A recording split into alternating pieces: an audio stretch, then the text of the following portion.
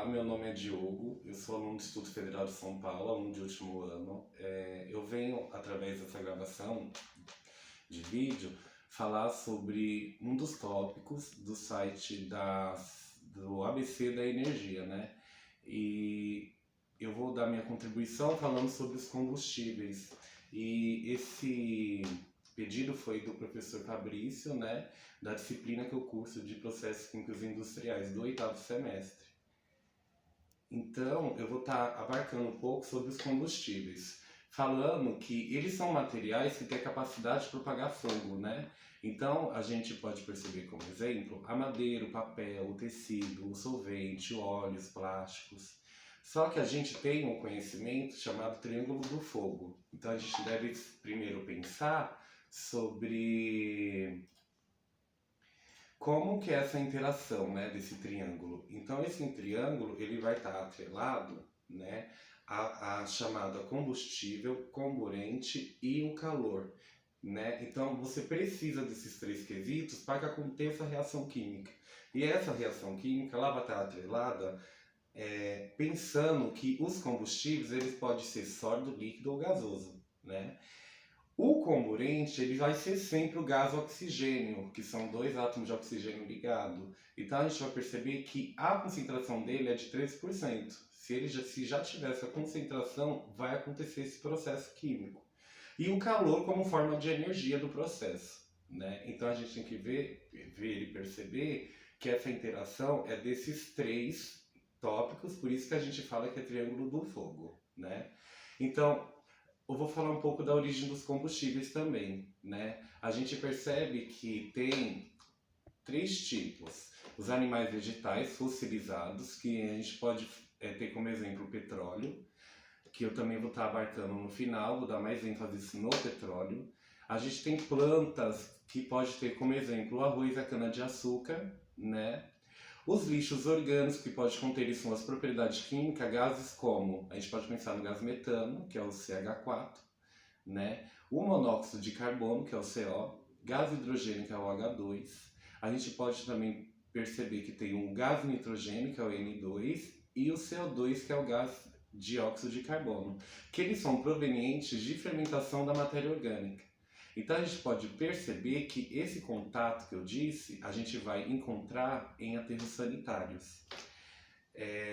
Então, na classificação Stiles, a gente tem como o sólido, o líquido e o gasoso, né? E os fatores que determinam o aumento da velocidade química dos combustíveis. Porque quando acontece uma reação química, a gente também tem que perceber que ela também tem uma velocidade, né? Tem reação química que ela é lenta, tem reação química que ela é rápida.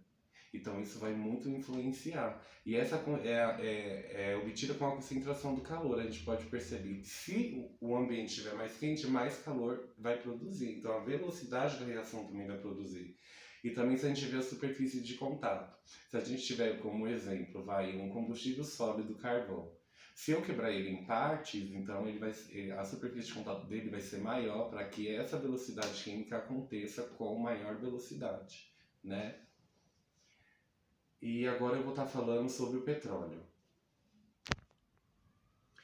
Em falando agora do petróleo, a gente pode perceber que isso é um processo químico, né, industrial. Então, o que acontece quando a gente quer extrair gás, gasolina, querosene através do petróleo, né? Então, a gente percebe aqui que o petróleo cru, ele é bombeado, né?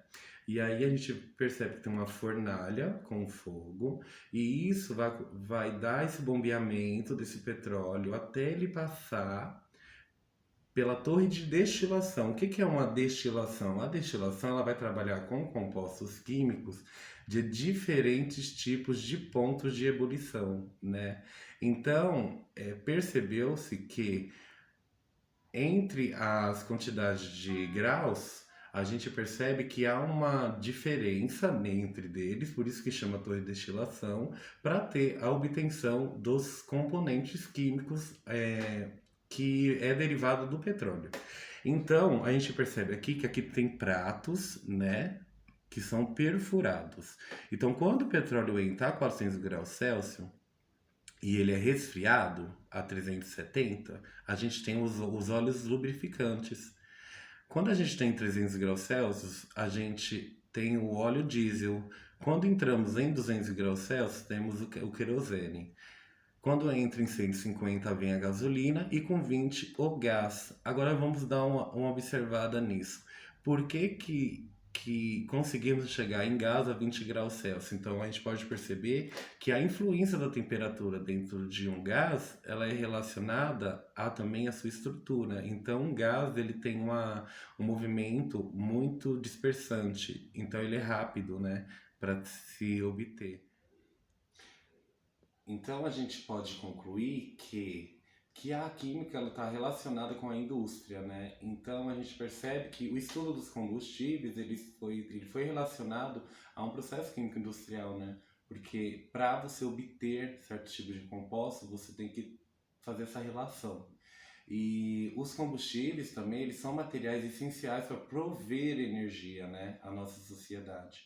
E dentre a grande variedade de materiais que são estudados e caracterizados, os combustíveis representam uma classe especial devido ao seu caráter essencial para a existência e sobrevivência da nossa sociedade, a qual requer progressivamente quantidades crescentes de energia para produzir bens, serviços, viveres e garantir também o funcionamento de máquinas, equipamentos e veículos. E aí eu encerro isso com a minha contribuição para a disciplina.